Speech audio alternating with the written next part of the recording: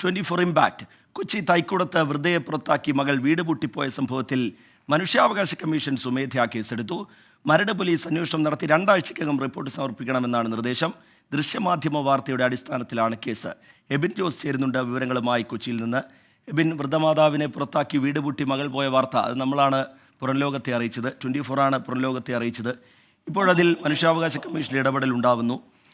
ഈ പ്രശ്നം വിശാലമായി പരിഹരിക്കുന്നതിന് ചില ചർച്ചകൾക്കുള്ള നീക്കങ്ങളൊക്കെ നടക്കുന്നുണ്ടായിരുന്നു. അതിൻ്റെ പുരോഗതി എങ്ങനെയാണ്? ഈ മനുഷ്യാവകാശ കമ്മീഷന്റെ ഇടപെടൽ, അതുമായി ബന്ധപ്പെട്ട വിശദാംശങ്ങളും എബിൻ. ഈ വാർത്തയിൽ ഇപ്പോൾ മനുഷ്യാവകാശ കമ്മീഷന്റെ ഇടപെടൽ ഉണ്ടായിരിക്കുകയാണ്. ഇന്നലെയായിരുന്നു സംഭവം നടന്നത്. ഇന്നലെ വീട് പൂട്ടിപ്പോയി മകൾ ഈ അമ്മയെ പുറത്താക്കുകയായിരുന്നു. അതിനുശേഷമാണ് മാധ്യമ വാർത്തകൾ വന്നത്. നിലവിൽ ഈ അമ്മയ്ക്ക് വീട് തുറന്നു കൊടുക്കണമെന്ന് ആർഡി ഉത്തരവ് ഉണ്ടായിരുന്നതാണ്. എങ്കിൽ പോലും മകൾ അതിനെ കൂട്ടാക്കാതെ വന്നതോടുകൂടിയാണ് സരോജിനി അമ്മ ഇന്നലെ മുഴുവൻ വീടിന് പുറത്തു നിൽക്കേണ്ടി വന്നത്. ഒടുവിൽ സരോജിനി അമ്മ തന്നെ സ്വയം, പോലീസിന്റെ ഭാഗത്തുനിന്ന് ഒരു ഇടപെടൽ ഉണ്ടാകാത്ത സാഹചര്യത്തിൽ സ്വയം വീട് തുറന്ന് അകത്ത് കയറുകയുമായിരുന്നു.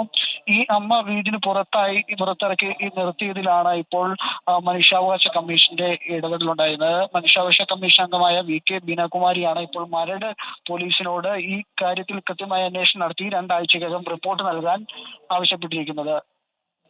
ശരി, എബിൻ ജോസ് കൊച്ചിയിൽ നിന്ന് വിവരങ്ങൾ നൽകുകയായിരുന്നു.